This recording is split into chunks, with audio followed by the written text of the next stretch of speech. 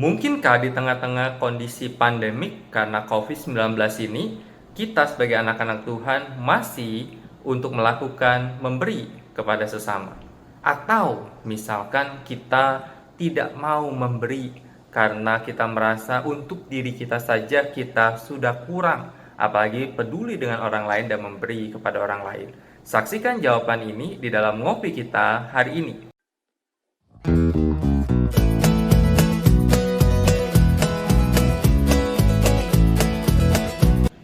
Shalom, senang sekali pada hari ini kita boleh berjumpa lagi di dalam acara kita, yaitu Ngopi, Ngobrolin Perkara Iman di dalam channel kita Brontis Production. Dan teman-teman di dalam Ngopi hari ini, maka saya bersyukur bisa mengajak Pendeta Gunar Sahari untuk bersama-sama mengobrol. Ngopi berkaitan dengan ngobrolin perkara iman, berkaitan dengan memberi di tengah-tengah pandemik, tetapi tetap memberi. Karena itu kita akan saksikan akan percakapan ini dan biarlah kita mendapatkan sesuatu makna penting dari apa yang dilakukan oleh Pendeta Gunar Sahari, sehingga kita yang mungkin ragu untuk memberi, tetapi kita terus digerakkan Tuhan bahwa waktu kita untuk memberi. Tuhan Yesus memberkati kita. Oke, selamat malam. Senang sekali malam ini bisa ngobrol-ngobrol dengan Pendeta Gunar Sahari di tengah-tengah kesibukan beliau, tapi bersyukur bisa berikan waktu untuk menyaksikan tentang apa yang dilakukan. Sebenarnya kita nggak pernah ketemu kan Pak Gunar ya, jadi ya, betul. Cuman saya surprise juga. Iya, cuman saya melihat Bapak dan kemudian foto-foto Bapak di Facebook yang diupload, dan saya cukup tertarik dengan apa yang Bapak lakukan di dalam pelayanan, nanti bisa disaksikan. Dan sebelum kita akan mendengarkan pengalaman pelayanan Bapak di tengah-tengah, khususnya sih topik hari ini di tengah-tengah pandemik ini, tetapi tetap memberi seperti itu. Dan kita akan doa dulu sebelum kita akan dengar pengalaman dari Bapak ya. Kita akan berdoa.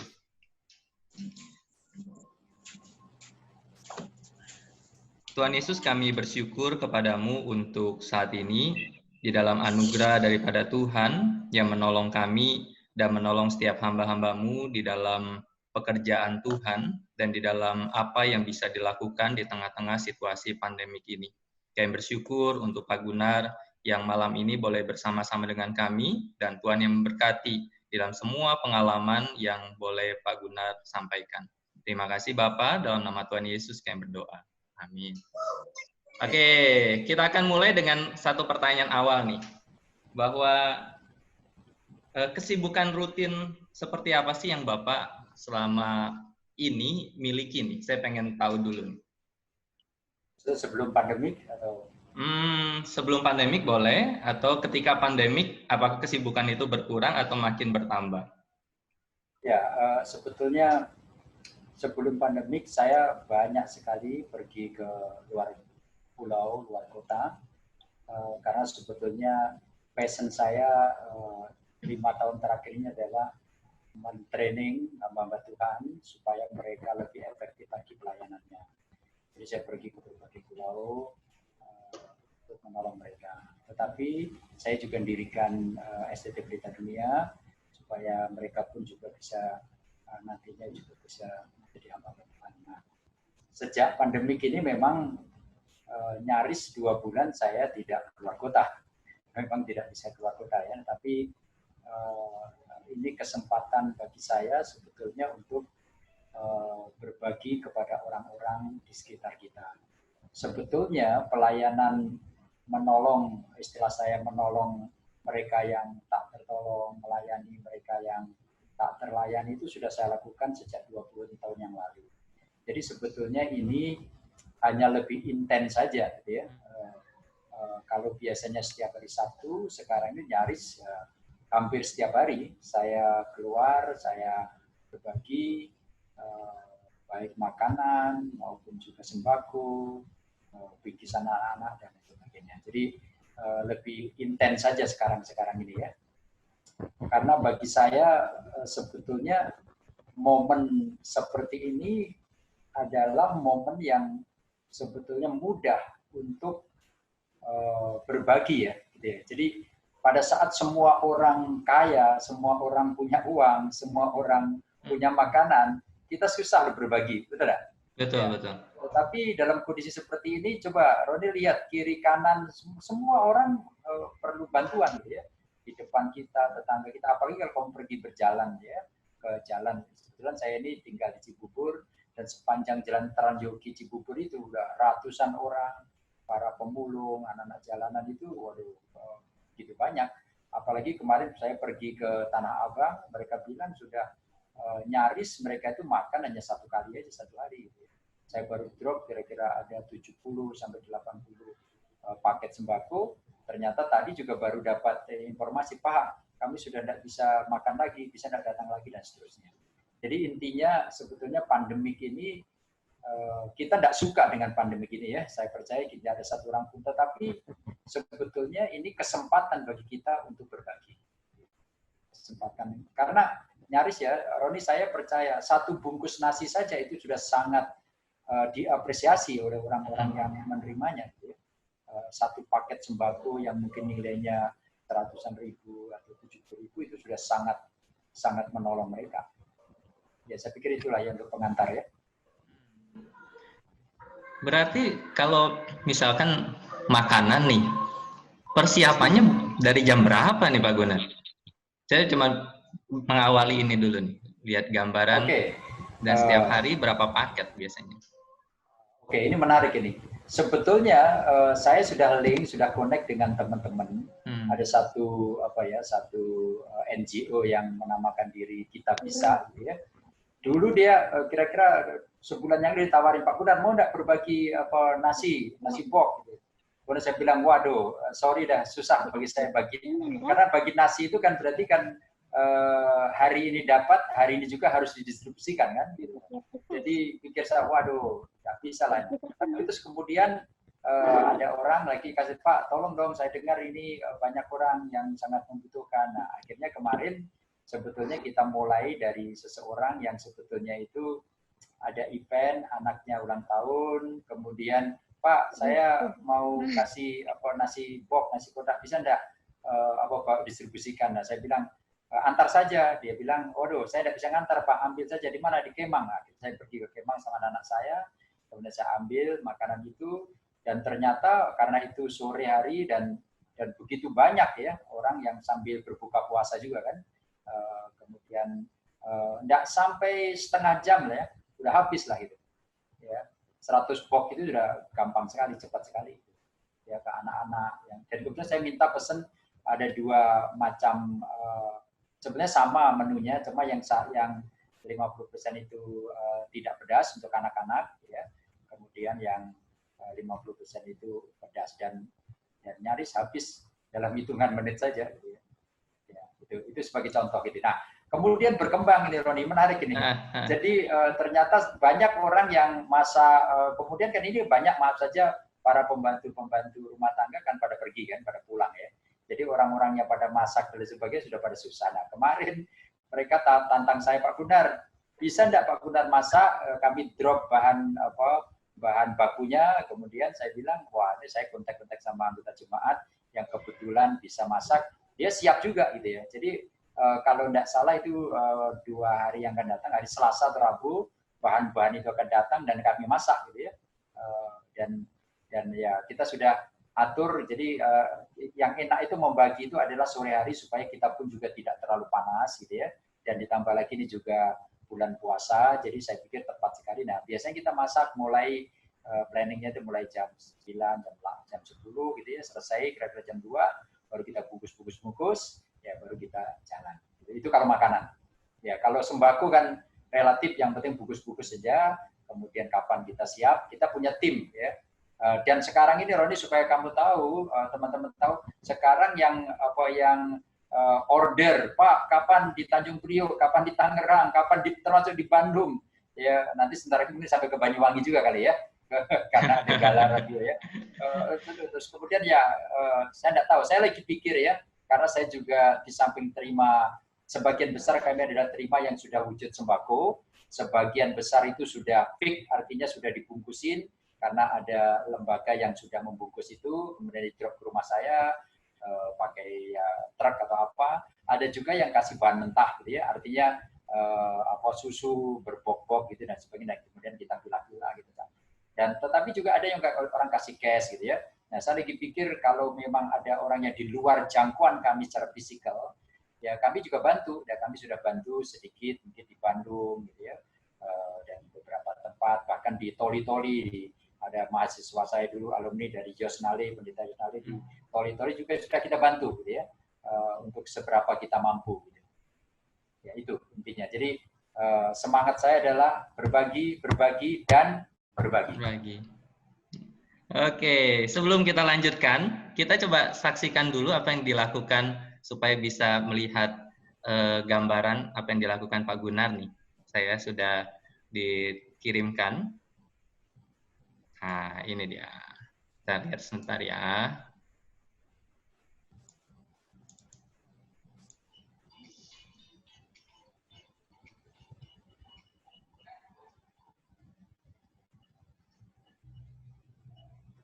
Kalau ini timnya ya Pak Gunar?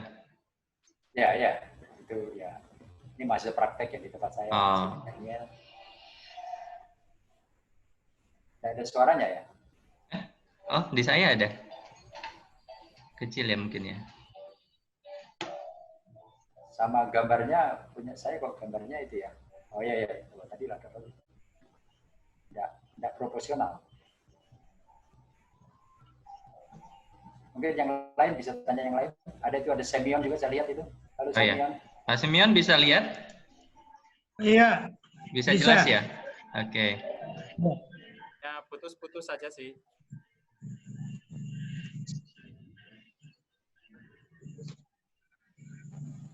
Deh, ini suaranya udah coba itu.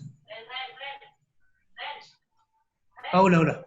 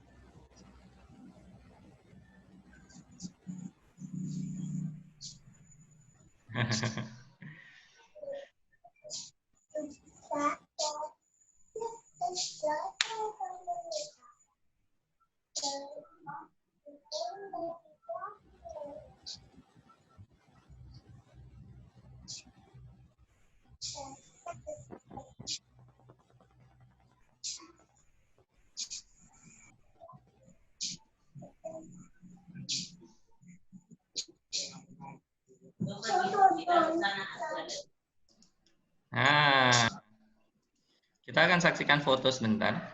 Beberapa foto sebentar.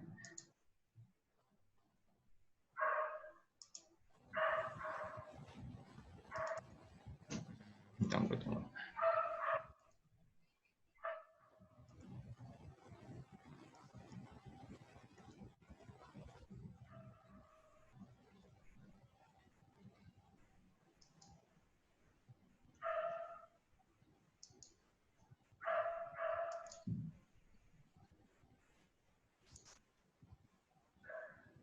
Ini foto-foto di Tanah Abang ya, ini pemburu-pemburu di Tanah Abang ya. Rel kereta api itu ya, itu. Ini semua di Tanah Abang berarti ya, Pak Gunar? Ya, yang ini di Tanah Abang, ini yang di Tanah Abang. Ini yang pelayanan ini, pelayanan pemulung ini ya, sebetulnya ada ratusan orang ya. Tapi saya tidak mau mereka berkumpul banyak, jadi saya minta mereka di satu titik poin yang mobil saya bisa masuk, karena ini bukan jalan umum sebetulnya, itu hanya orang-orang tertentu saja yang boleh masuk ke sana gitu ya. Saya ketemu sama mereka, kemudian saya sudah ada 70-an paket, kemudian ada sepeda motor, saya minta mereka dan mereka bisa kembali lagi masuk ke lokasi para pemulung itu. Jadi tempat mereka itu di balik tembok itu. Di balik tembok itu ada rel kereta api, terus mereka di sampingnya rel kereta api, itu tinggal mereka. Dulu tembok itu belum ada, sehingga saya bisa parkir di tempat itu, kemudian tinggal jalan saja menuju ke komunitas. Tapi karena ada tembok itu, maka kami tidak bisa mengunjungi langsung ke mereka. Dan mobil juga tidak bisa dari arah yang lain, sepeda motor. Kira-kira gitu situasinya. Dan sebelahnya itu adalah kali ya, kali Tanah Abang itu ya. Jadi itu situasi yang ada di sana. Dan itu ada ratusan, saya sudah kenal ratusan pemulung di situ. Ya, karena sejak 15 tahun yang lalu saya sudah melayani.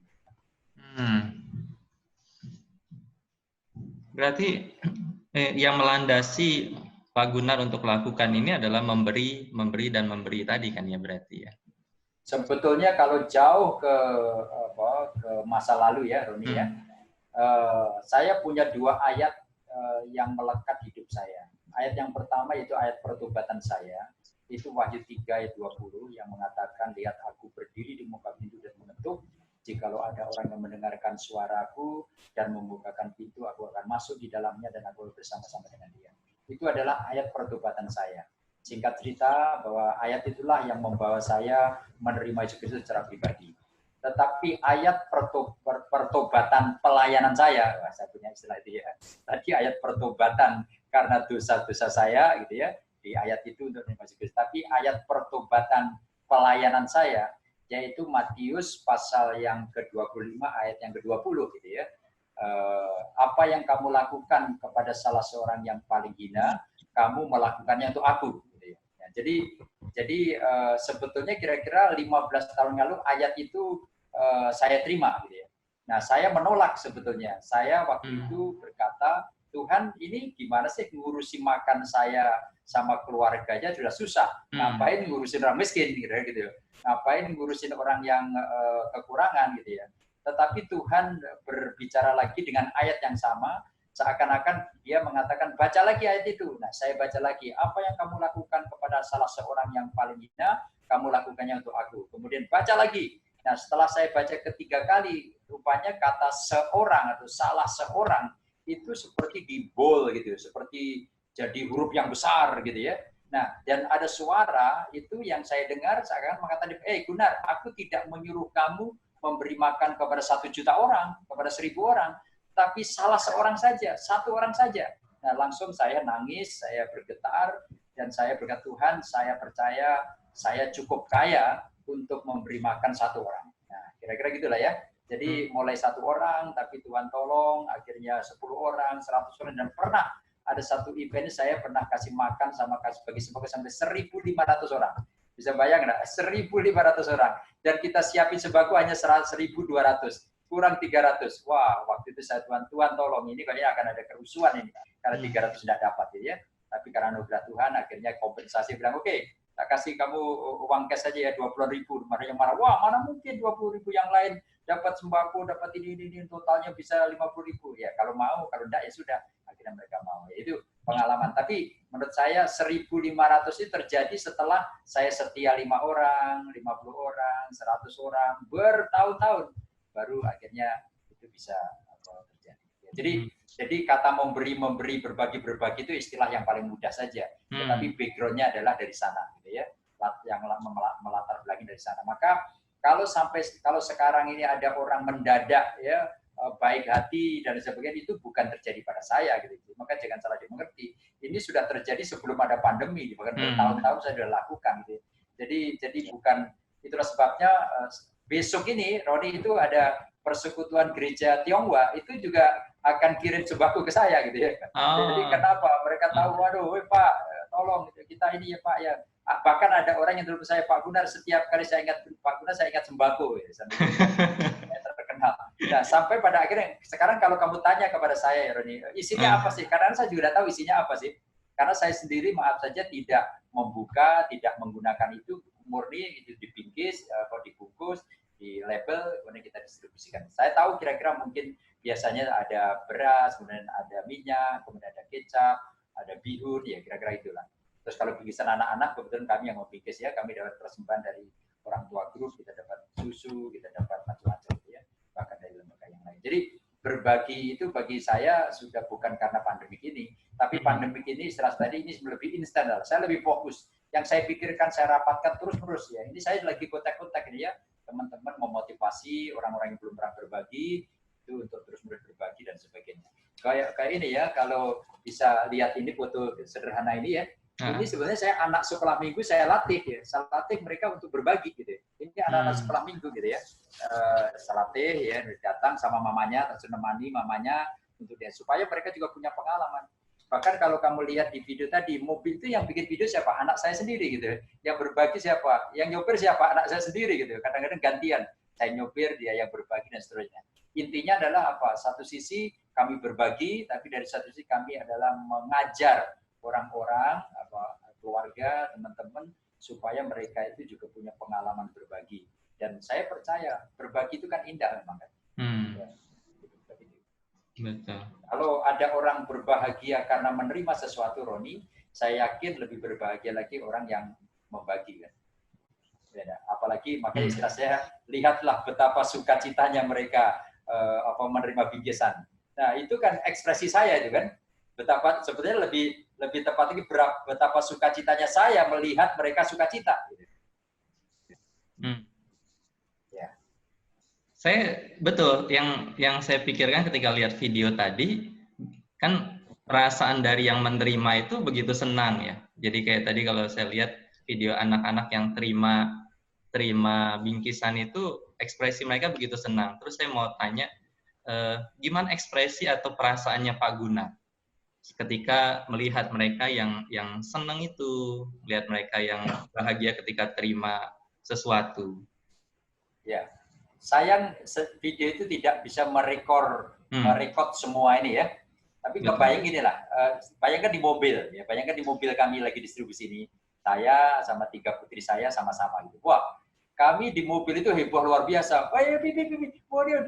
Dia loncat-loncat nih, dia lari nih, waduh kayak gitu. Wah dia masih ada satu lagi, lihat dari spion dari apa, waduh. Jadi kami jadi excited gitu lah ya. Jadi ini bukan sekedar senang bahagia gitu. Wah kita pun semangat gitu ya.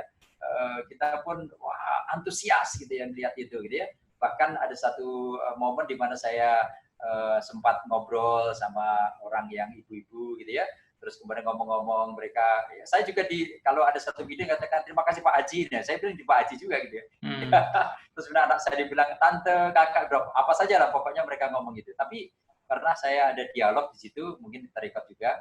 Kemudian dia terima kasih Pak ya, Tuhan memberkati, alhamdulillah. Kemudian mudah-mudahan pandemi corona berhenti. Nah saya langsung sambut, wah itu sebetulnya itu yang lebih penting. Jadi bukan menerima sembakonya. Ya, yang lebih penting adalah pandemi ini berakhir Bu, gitu ya. Oh ya Pak, terima kasih dadah dan seterusnya. Jadi susah untuk mengekspresikan gitu ya. Maka saya harap suatu waktu Roni ikut sama mobil saya gitu ya. Ya, terus kamu bisa merekam, kamu bisa melihat sendiri gitu ya. Karena ini kan kalau kita merekam video kan hanya satu angle saja kan. Di sebelahnya kan kamu tidak lihat ekspresi anak saya. Apalagi kemarin itu kami bagi nasi itu wah lap tiba-tiba kita bayangin ya ada 3 orang saja yang kita kasih gitu ya. Kebetulan dia adalah orang-orang yang kerjaannya itu adalah menurunkan pasir. Itu di Bandung di mana-mana ada itu ya. Dia cegat truk kemudian bawa ikut truk itu ke satu tempat nurunin pasir gitu ya. Nah itu kelihatan lapar sekali. Nah ada 3 orang saya berhenti langsung entah dari mana datangnya itu orang pada datang. Wah kita excited.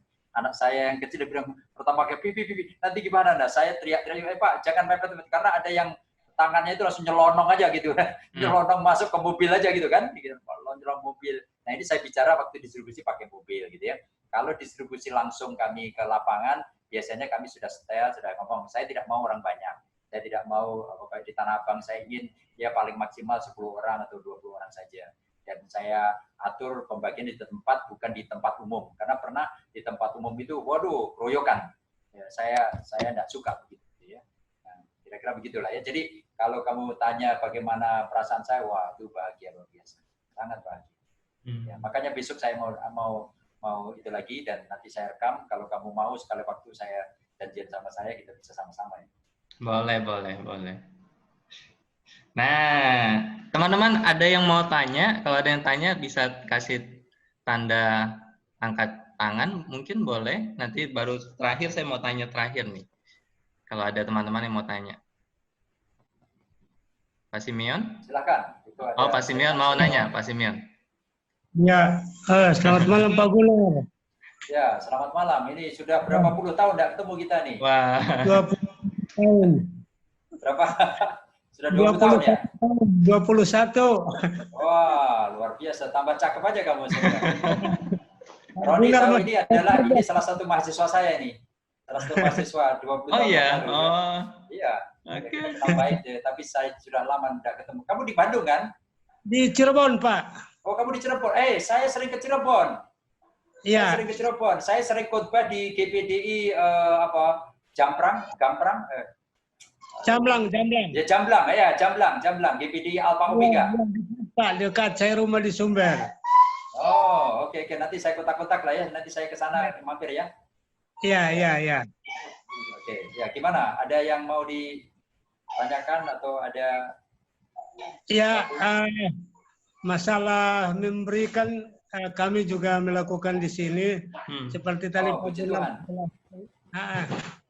Seperti tadi Pak Gunnar jelaskan ya, kita memberi kadang yang bikin kita semangat itu saat kita memberi mereka menerima dengan sukacita. Betul. Jadi, walaupun kita menempuh perjalanan jauh untuk ketemu mereka, tapi senang mereka bisa menerima dengan sukacita dan mereka mau berdoa, itu yang paling penting. Ya, betul. Saya juga gitu, Pak Semyon. Jadi saya dari Cibubur, bayangin saya dari Cibubur, kadang-kadang saya mengambil sembako itu di Pantai Indah Kapuk. Saya tidak tahu tempatnya di mana Pantai Indah Kapuk itu, cari-cari, Google menolong kita. Setelah itu kami putar lagi balik, pergi ke Senen, pergi muter, ya memang jauh, tapi capek itu hilang rasanya ya, melihat mereka menerima itu dengan senyuman, dengan sukacita. Dan banyak orang, terutama kalau kumpul-kumpul kan sudah bertahun-tahun tidak pernah senyum kan, tidak pernah ketawa kan. Jadi waktu kita, kadang-kadang mereka mau peluk saya, bilang, ini apa, tidak boleh peluk, ini tidak boleh peluk. Ya. Oke, kami nunggu kedatangannya ke Cirebon. Ya, nanti saya akan atur ya. Kalau pandemi sudah berhenti, ini kalau saya tidak boleh keluar Cirebon, dipikir mudik nanti kan? Iya. Sudah pandemik, nanti selesai pandemik ya, mudah-mudahan corona segera sirna sehingga kita bisa rame-rame pergi sana. Bahkan sampai ke Banyuwangi nanti doa saya. Ya. Salam buat Ibu Destrina. Oh, oke. Ya, saya sampaikan nanti ya, Semyon ya. Salam sama keluarga ya, Tuhan berkati ya. Ya. Oke, makasih Pak Simeon. Ada lagi teman-teman? Ada yang mau ditanyakan ke Pak Gunnar? Kalau belum, saya mau nanya nih Pak Gunnar. Silakan. Untuk apa yang bisa Bapak katakan pada orang-orang Kristen yang sebenarnya mereka rindu untuk memberi, tapi kadang bingung dan khawatir saat mau memutuskan melangkah untuk memberi? Ya, saya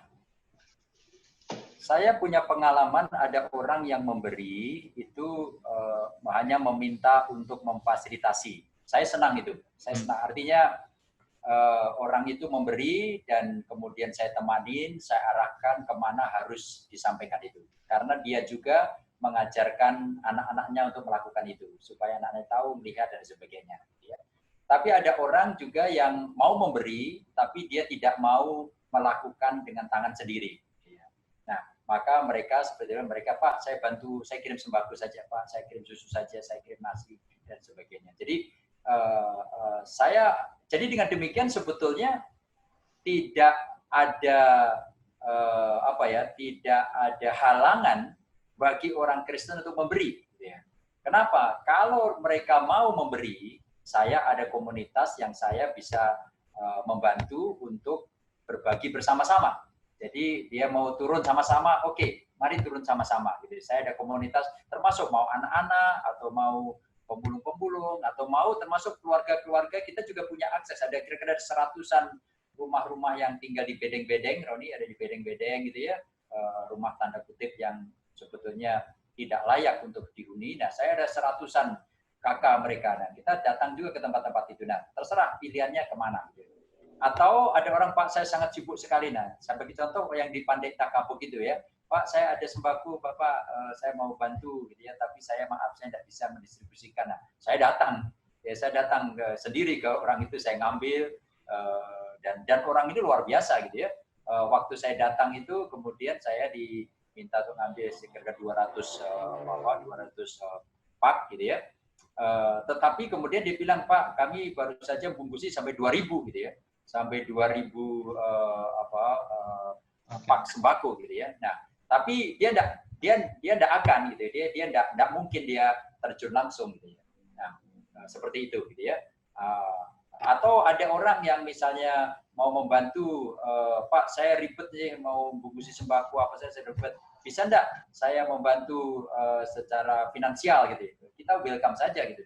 Dan biasanya nanti pertanggung jawab saya, misalnya contohnya misalnya Roni, oke Pak, saya kirim 1 juta, ya udah 1 juta saya bawa ke toko, saya beli, saya tunjukin dan sebagainya begitu. Jadi kemudian kita bagi-bagi, nanti kita arahkan, kita kasih tahu ini ke tempat dan sebagainya. Jadi itu, dan saya ada tim yang bersama-sama melakukan. Ya, jadi sekali lagi tidak ada alasan bagi orang untuk tidak bisa memberi karena mungkin waduh Pak nanti saya nanti gimana, enggak ada, karena ada cara lah ya, ada cara untuk melakukan. Oke. Ya, saya pikir itu ya. Ya, makasih. Ada lagi teman-teman yang mau menanyakan atau men-sharingkan nih, ada pengalaman seperti Pak Gunar di dalam membagi di tengah-tengah situasi khususnya pandemik nih. Sambil menunggu, saya sebetulnya ada satu kalimat yang saya harap ini menarik ya. Boleh. Saya sudah saya khotbahkan ini, kamu bisa lihat di YouTube itu. Bagaimanakah cara mengukur kasih gitu ya? Kalau kamu ingin mengukur tinggi badan saya pakai meteran, ketahuan lah 175 cm gitu ya. Kalau kamu mau tahu berapa berat badan saya nongkrong di Tembangan, ketahuan lah kira-kira 73 kilo gitu ya. Tapi kalau pertanyaan berapa besarkah kasih Anda, berapa besarkah ya, berapa tinggikah kasih Anda? Nah, jawabannya kan susah kan, karena tidak bisa ditimbang, tidak bisa juga diukur dengan meteran gitu ya. Tetapi menarik, rupanya ada jawabannya gitu. Cara mengukur kasih adalah ya satu kali mengatakan demikian, tell me how much you give and I will tell you how much you love. Jadi katakan kepada saya seberapa banyak Anda memberi dan saya bisa mengatakan seberapa banyak Anda mengasihi. Karena kita bisa memberi tanpa perasaan kasih, tetapi kita tidak bisa mengasihi tanpa memberi. Jadi kalau Anda orang-orang yang mengatakannya mengasihi Tuhan, tetapi kan dan tidak memberi, oh itu bukan kasih gitu ya. Nah, buktinya apa? Allah memberikan contoh kan, Allah mengasihi kita, sudah tidak diragukan lagi kan? Allah mengasihi kita. Lalu apa buktinya? Dia berikan anaknya satu-satunya, Tuhan Yesus Kristus untuk kita sekalian. Nah, maka mestinya pemberian itu adalah harus ekspresi daripada cinta kasih kita, baik kepada Tuhan maupun kepada sesama kita gitu ya. Dan saya percaya Yesus itu melakukan itu, memberikan contoh yang luar biasa. Saya baru pulang dari Amerika dan saya dapat buku yang menarik gitu ya. Judulnya itu adalah Practicing the Way of Jesus. Gitu. Praktekkan apa yang Yesus praktekkan atau kerjakan. Ternyata dalam buku itu kebanyakan bahwa Tuhan menolong ini, Tuhan menolong ini, Tuhan memberi ini, Tuhan terus itu yang dikerjakan. Orang seringkali terjebak hanya memikirkan pengajaran Yesus saja gitu ya. Berdebat jadi doktrin. Mereka lupa bahwa Yesus ini lebih banyak berbuat loh daripada mengajar gitu ya. Kalau kita lihat misalnya Injil Markus, banyak sekali setelah ini Yesus ke situ, setelah itu Yesus ke sana, lalu kemudian wah itu terus-menerus. Ini bukan bicara mengajar, bicara melakukan sesuatu. Nah, dalam konteks pandemi saya percaya doa memang penting, sangat penting. Ya, baca firman Tuhan sangat penting. Tapi jangan lupa ya, mari kita doing something ya. Mari kita lakukan sesuatu ya. Ini saya pikir yang saya mau katakan kepada kita sekalian. Jadi kalau mau menunjukkan bahwa kita mengasihi ya tidak bisa tidak ya memberi ya. Saya pikir itu Roni ya. Oke, saya pribadi banyak dapat, maksudnya dari pengalaman Pak Gunar ketika bukan hanya sekedar situasi pandemi ini sehingga care sama sesama, tetapi memang kalau tadi saya dengarkan dan teman-teman dengarkan, dari dulu sudah punya, ada satu kata menarik itu pertobatan di dalam memberi kan. Jadi bertobat sehingga memberi. Dan pelayanan ya. Iya, itu menarik bagi saya, menarik. Karena banyak orang belum bertobat dalam pemberian. Banyak Iya. orang belum bertobat dalam memberi ya. Betul. Dan kalau kan banyak kalimat itu Roni, banyak kalimat yang seringkali indah kan. Kebahagiaan sejati itu bukan pada saat kita menerima, pada saat kita memberi. Dan orang yang paling kaya adalah bukan orang yang memiliki segala-galanya, atau bukan berapa banyak harta yang dia miliki, tetapi berapa banyak harta yang dia bagikan. Orang yang kaya benar itu adalah orang-orang di Kisah Para Rasul pasal 1, 2, 3 dan seterusnya itu. Orang yang berani ya memberi, bahkan menjual dari hartanya ya. Saya aja jujur saya berani memberi, tapi masih belum punya keberanian untuk menjual harta saya untuk tapi mungkin sekali waktu saya akan lakukan gitu ya. Nah, maka kalau ada orang-orang hanya memberi karena kelebihannya, lah itu kan biasalah itu ya, orang Farisi juga melakukan yang sama. Tapi dalam waktu yang seperti Simon, saya percaya hidupnya juga sulit, tapi dia punya keberanian memberi, itu yang luar biasa. Ya, itu luar biasa. Maka kalau ada orang pendeta-pendeta, orang-orang yang kaya raya, saya tidak pernah tergiur, saya tidak pernah maksudnya itu interesting gitu ya, tidak pernah tertarik dengan itu gitu ya, kecuali mereka sungguh-sungguh mau berbagi kepada orang. Karena kekayaan yang sebenarnya itu adalah berapa banyak yang kita bagikan, bukan berapa banyak yang kita terima.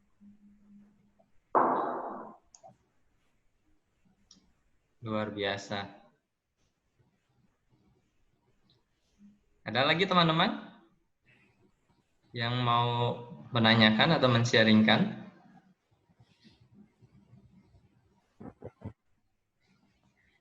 Itu saya lihat ada Agus Lahagu itu. Iya, murid juga Pak. Ya, silakan. Ya. Saya hidupin ya, punya Agus. Saya bilang saya hadir Pak. Wah, itu kamu belakangmu punya tas bagus sekali itu. Saya harap isinya segera dikeluarkan dan berbagi kepada tetangga-tetangga yang ada di Bogor situ. Ya, Agus, amin Pak. Agus, kalau kamu bisa ngatur, saya akan ke Bogor loh. Kalau kamu bisa ada komunitas 10, 20, 30 orang yang siap menerima sembako, saya bisa ke sana. Tapi harus janjian di mana begitu ya, jangan terlalu jauh. Ya. Ya, nanti saya janjian sama Bapak ya. Nanti saya sampaikan sama Bapak. Jadi kalau komunitas saya selama ini tetap aja sama Pak, hanya 6 orang. Tapi untuk pembagian kami sudah, puji Tuhan, kami sudah memberikan juga sembako sama seperti Pak Gunnar juga memberikan kepada orang-orang. Tapi saya lebih fokus kepada orang-orang yang sudah kita layani selama ini. Tapi kalau kepada orang lain belum Pak, karena kita memikirkan juga ya, kita utamakan yang inilah. Karena tergantung situasi dan keadaan gitu loh. Kalau sama Pak Gunnar kan memang udah meluas kemana-mana, jadi sangguplah kemana-mana. Jadi ya puji Tuhan yang sekarang ini, ya mungkin ada beberapa tambahan sih yang selama ini kita dulu, tapi kita juga memberikan bantuan. Jadi puji Tuhan sudah 2 kali kami kasih Pak. Walaupun nggak banyak, kan ya 2, 3, 4 sampai 5 macam lah, itu aja Pak. Oh, amin, bagus ya. Kan memang sebetulnya ya Pak Agus ya, memberi itu saya yakin Tuhan pun tidak menilai berapa banyak yang kita beri, ya. Maka kalau boleh menggunakan kalimat saya, memberi itu penting, tetapi bagaimana kita memberi itu lebih penting. Artinya sekalipun kita memberi sedikit tapi dengan hati yang besar gitu ya, dengan hati yang tulus, itu yang diminta oleh Tuhan gitu ya.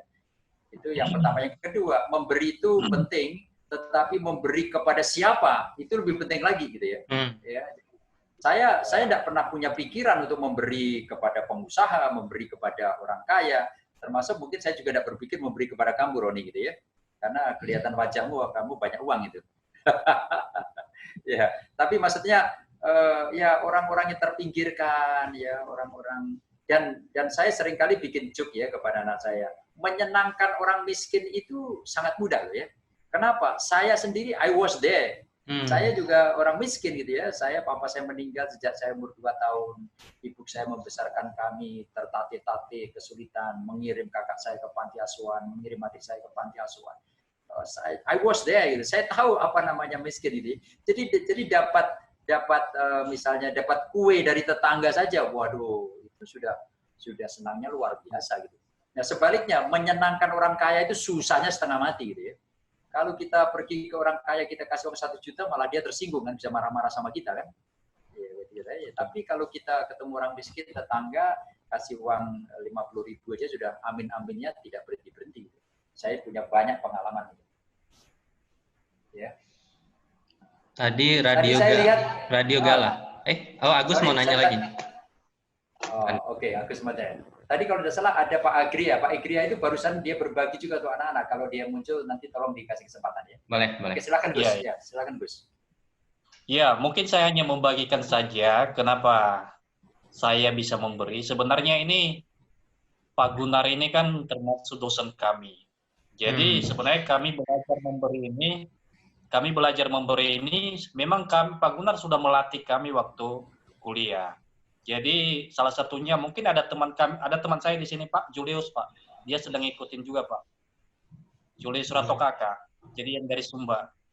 Jadi kami itu Pak Gunar sudah melatih kami waktu kami memberikan di Tanah Abang bagaimana orang-orang di Tanah Abang kalau kami memberikan, bagaimana kami menghadapi juga tantangan.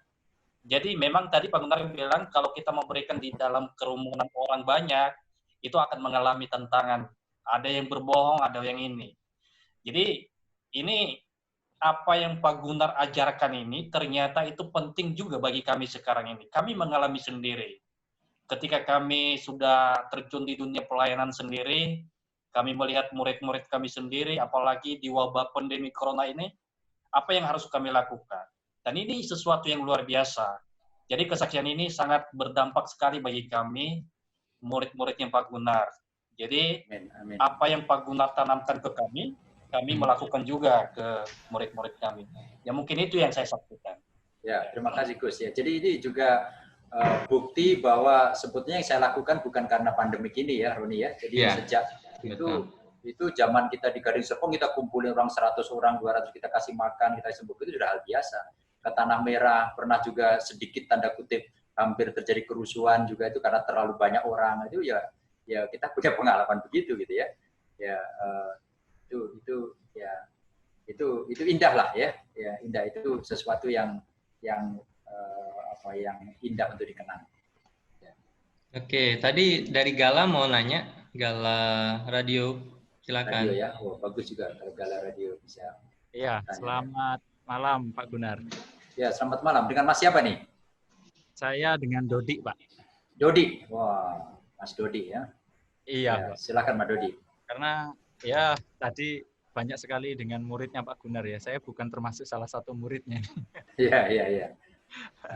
Saya mengapresiasi apa yang dilakukan Pak Gunar dengan berbagai aksi seperti itu ya. Karena ya itu memang bentuk daripada kepedulian kita kepada sesama untuk saat ini. Mungkin bisa diteruskan untuk kedepannya. Tapi yang menjadi satu pertanyaan juga dari saya pribadi dan mungkin ada dari teman-teman yang mungkin terbesit gitu ya. Beberapa kali kami mengadakan untuk bansos. Bansos itu sendiri dibagikan kepada sekitar gereja. Nah, pertanyaannya bagaimana Bapak bisa memilah dan memilih antara orang-orang itu? Karena tadi saya dengarkan kalau berkerumun itu agak lebih susah gitu Pak ya. Kalau berkerumun, membagikan dengan berkerumun itu susah. Kemudian bagaimana sih memilih dan memilah? Karena kita tidak tahu ada satu orang itu bisa mendapatkan bantuan lebih dari 3 gitu. Ya kan? Kalau kita, tidak apa-apa lah, kita tutup mata dengan orang itu yang mendapatkan sampai 3 bantuan, 4 bantuan yang sama. Karena memang itu mereka butuhkan untuk kehidupannya. Ini di lain sisi. Tapi sisi yang saya soroti, bagaimana kita bisa memilih dan memilah orang-orang yang bisa kita bantu demikian. Supaya tidak mendapatkan 1, 2, 3, atau bahkan lebih bantuan itu. Gitu Pak Gunar, yang mungkin bisa saya Wah, itu saya, mungkin saya akan menjawab secara secara rinci ya. Saya menggunakan istilah itu adalah ring 1, ring 2, ring 3, ring 4 dan seterusnya gitu ya. Ring 1 adalah orang-orang yang kita kenal langsung ya. Kita tahu persis siapa orang itu. Dari mana saya tahu itu tetangganya jemaat atau kenalan kami dan sebagainya. Itu yang menjadi sasaran kita. Dan itu sudah kita, dan sampai saat ini sudah tahapan kedua atau ketiga kita bantu mereka itu, karena benar-benar mereka atas rekomendasi daripada komunitas kita, teman-teman kita, jemaat kita, hamba-hamba Tuhan yang link sama kita yang memang memerlukan bantuan. Baru ring yang kedua itu adalah teman-teman mereka, tetangga-tetangga mereka. Gitu. Misalnya saya sudah ke Pak Dodi, gitu ya, sudah saya kasih bantu, terus kemudian tiba-tiba Pak Dodi itu, Pak Gunar, bisa enggak, ini tetangga saya begini, tetangga saya pindah. Kita lari ke Pak Dodi. Gitu. Perlu berapa? 7 Pak. Nah kita drop 7 orang. Gitu ya. Kadang-kadang tim kami akan mengikuti Pak Dodi untuk ke orang-orang di sekitarnya. Kadang-kadang kita percaya saja, udah pokoknya kita kirim aja Pak Dodi dan seterusnya. Gitu. Nah itu yang bisa kita lakukan. Nah, kemudian juga ada yang tadi saya bilang, yang kerumunan itu kan biasanya kan di pemulung-pemulung di tanah lapang ya, artinya di ruang bebas ya. Itu memang berisiko. Makanya kemarin waktu saya sudah kontak person beberapa orang, oke, saya mau bantu, saya mau di mana titik pertemuannya, di sini Pak, ya berapa orang, kita bawa ke sini, jangan sampai banyak ya orang, ya akhirnya kita meluncur ke sana gitu ya. Dan kemudian kita suruh mereka bagi, dan mereka sekarang kan mudah kan, mereka tidak bisa menipu dalam pengertian gini, tolong kasih foto-fotonya gitu ya. Nah, mereka langsung kasih foto-fotonya. Ini kan dari wajah-wajah mereka kan ketahuan loh. Kalau ya mungkin kalau orang hanya ganti baju kan juga ketahuan kalau wajah. Nah, saya setuju. Mungkin ada orang yang bisa juga dapat 2 dan sebagainya, bisa juga. Nah, tapi gini, kami sejak semula sudah membagi dalam wilayah, ya, dalam wilayah gitu ya. Sudah pasti gitu ya. Sehingga kami tidak akan overlapping gitu ya. Nah, kami akan datangi mereka. Jadi misalnya wilayah yang kami layani di sini adalah daerah Tanah Abang, kemudian daerah Cibubur, kemudian daerah Cilengsi. Itu jadi wilayah-wilayah itu yang sudah akan menjadi sasaran kita. Gitu ya. Makanya tadi saya sudah di awal saya katakan, bagaimana Pak kalau teman-teman pernah teman dari Gading Serpong, Tangerang minta, saya tidak bisa ke sana, tapi kamu silahkan datang. Gitu ya. Dia sudah ngomong sebelumnya Pak, ini keadaan kondisi dan sebagainya. Nah, jadi saya sudah berusaha untuk menghindari sekecil mungkin overlapping bantuan ini, gitu ya, pemberian ini. Nah, kalau mereka dapat bantuan dari lembaga yang lain, bagi saya ya, tidak ada masalah, tidak ada masalah. Ya, saya pikir gitu ya, Radio Gala. Ya. Ini langsung disiarkan sementara disiarkan di radio ya? Iya, Pak. Kami siarkan langsung di Radio Gala. Biasa. Jadi ini banyak pendengar juga yang mendengarkan hari ini. Berkenan dengan apa yang dilakukan oleh Pak Gunar selama ini. Saya juga orang Jawa Timur. Saya orang Tulungagung loh. Oh, Tulungagung. Ya, saya orang Tulungagung. Saya pernah pelayanan di Probolinggo. Saya pernah ke Situbondo. Saya pernah ke Jember. Saya Banyuwangi hanya lewat saja. Sekali waktu ke Banyuwangi. Kalau ada kesempatan bolehlah mampir-mampir ke radio kami. Ya, saya sebenarnya ada pelayanan, Mas Dodi, ada pelayanan namanya Mobile Mission. Itu ngebayangin saya ada pakai mobil dengan sopir, dengan teman, ada traktat di sana, ada Alkitab, ada gitar, ada Supermi, ada beras. Kami kunjungin ke gereja-gereja yang sudah kita kontak. Gitu ya. Memang waktu itu kita baru sampai ke Blitar, Malang, Blitar, kemudian balik lagi. Mudah-mudahan kalau kami punya tenaga yang kuat, saya bisa ke Bali, sampai ke Bali, mampir dulu ke Banyuwangi. Kami tunggu, Pak. Kami tunggu. Ya, terima kasih. Terima kasih. Tadi siapa Pak Gunar yang berbagi juga? Yang di Tadi ada Pak Igria, tapi itu juga ada Pak Selvius ya. Pak Selvius juga baru saja berbagi. Mungkin Pak Igria ada nih. Pak Igria saya onin ya. Pak Igria itu juga orang yang paling suka hidup. Ada suara apa nih? Tunggu. Ada yang on kanan. Ini suara siapa ya? Suaranya Rahmat ini. Iya. Oke, itu ada Pak Igria ya. Pak Igria boleh share sama kita karena permintaan Pak Gunar nih. Saya baru masuk ini, jadi saya belum ini. Saya masih negeri. Oh, oke. Bisa enggak Pak Igria sharingkan sedikit tentang pengalaman Cilengsi kemarin untuk berbagi sama anak-anak? Bisa sedikit 1-2 menit pengalaman Bapak. Oh iya, jadi kemarin waktu kami mau datang itu kan kita nggak tahu medan ada, tapi ada yang kontak person yang kita kenal, saudaranya Pak Suwandi. Betul. Jadi mereka yang memilah, yang milih istilahnya, ya, kita waktu itu kan sediakan sekitar 60 ya Pak ya. Waktu itu tapi kita minta dengan mereka itu waktu itu hanya kumpulkan kurang lebih 30 anak lah kira-kira gitu. Lalu kita bagi masker, lalu kita kasih hiburan main sulap, lalu cerita firman Tuhan. Tapi ternyata setelah selesai masih banyak yang datang lagi gitu. Akhirnya paketnya juga, padahal kita waktu itu minta kumpul 30, tetapi yang datang lebih dari 60, ada yang nggak kebagian juga. Gitu. Oh, aduh. Yang cadangan dikeluarkan juga akhirnya. Oh, cadangan dikeluarkan, untung ada cadangan. Ya, mereka begini, mereka senang karena kelihatannya sudah cukup jenuh juga dengan situasi ini, jadi begitu kita kasih.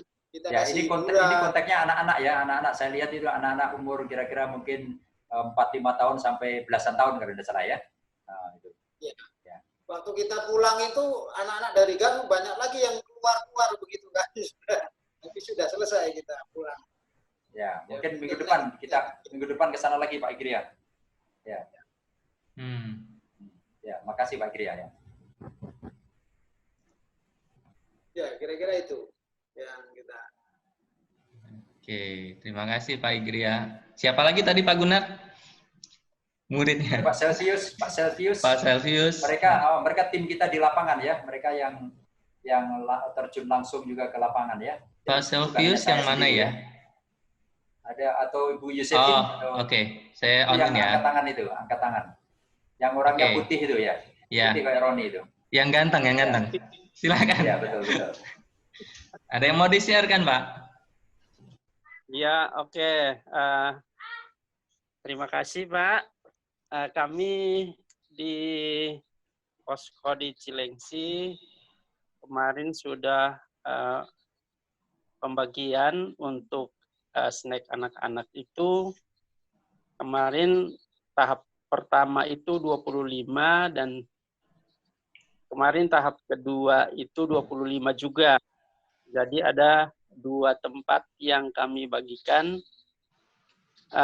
Tahap kedua itu ada 2 tempat. Yang pertama itu kemarin kami berbagi di Perumahan Gas Alam Sentosa, terus di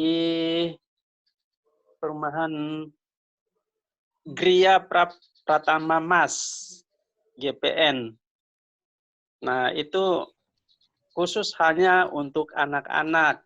Nah, kemarin ketika kami ada di lapangan, ya untuk orang tua juga mereka sangat berharap, sangat membutuhkan juga. Tapi kami bilang ya untuk orang tua itu bagiannya nanti kita lihat aja kalau ada. Oke, ya. Jadi untuk anak-anak kita masih ada stok Pak Silvius ya. Nanti kita cek ya kalau masih ada lagi. Dan orang tua saya harap besok atau minggu depan ini akan bisa terrealisasi juga. Ya. Oke, Pak. Ya, terima kasih ya. Itu tim kami, Pak Roni, itu tim kami yang ada di lapangan ya. Oh iya. Saya tidak tahu Pak Suwandi tidak muncul ya, biasanya Pak Suwandi. Pak Suwandi nggak ada. Ya. Nggak ada sih namanya. Nah, itu ada juga tim kita Rahmat ya, cuma dia kehilangan kesempatan untuk berbagi di sini tuh. Karena dia lagi menjenguk keluarganya di Nias itu. Lagi pulang ya. Jahobu, Nias ya. Oke. Silakan Roni ya, silakan. Terima kasih. Saya banyak belajar. Satu hal yang saya belajar bahwa seberapa kita memberi pun selalu ada rasa perlu lebih banyak memberi karena memang banyak orang yang memang membutuhkan secara khususnya di tengah-tengah pandemik ini pastinya. Tapi bersyukur Tuhan salah satunya melalui Pak Gunar bisa menjadi penyalur, bisa menjadi alat Tuhan untuk untuk juga memberi. Dan terima kasih teman-teman yang lain untuk kesaksiannya, Pak Igrea, kemudian teman-teman yang lain, Pak Agus juga. Ya, saya obrolan kita hari ini saya record dan kemudian saya akan upload di YouTube saya, dan kalau nanti bisa dibagikan juga untuk jadi obrolan kita selanjutnya. Kita akan tutup ya. Terima kasih banyak Pak Gunar. Terima kasih. Terima kasih semuanya. Terima kasih Pak Simeon. Pak Simeon. Kita akan tutup dengan doa. Minta Pak Simeon deh berdoa ya. Saya bukain dulu. Silakan Pak Simeon ya. Ininya. Oke, silakan. Kita berdoa. Ya Allah, kami bersyukur malam hari ini Engkau memberi kesempatan terindah bagi kami untuk kami sharing bersama di media, khususnya di JOM, tentang bagaimana kami memberi dengan hati yang ikhlas. Kami percaya Engkau telah memakai Pak Gunar secara luar biasa untuk memberi kepada orang-orang yang tidak mampu dan dapat memotivasi kami sebagai murid-muridnya agar melakukan apa yang telah Pak Gunar lakukan. Kami bersyukur Engkau memberikan kekuatan, kesehatan, sehingga walaupun sudah 20 tahun lebih kami bertemu, malam ini dalam keadaan sehat dan kuat. Dan kami berdoa setiap pelayanannya, dimanapun dia berada, kami berdoa Engkau menjaga dan mempelihara-Nya. Dan program dia ke depan untuk selalu memberi kepada orang lain, boleh berjalan lancar dan nama Tuhan boleh dimuliakan. Ini doa kami, hanya dalam nama Isa Al-Masih, junjungan kami ilahi, kami berdoa dan bersyukur. Amin. Amin. Terima kasih banyak Pak Gunar. Tuhan berkati. Sama-sama. Terima kasih teman-teman. Tuhan berkati. Oke, terima kasih Tuhan berkati semuanya. Ya.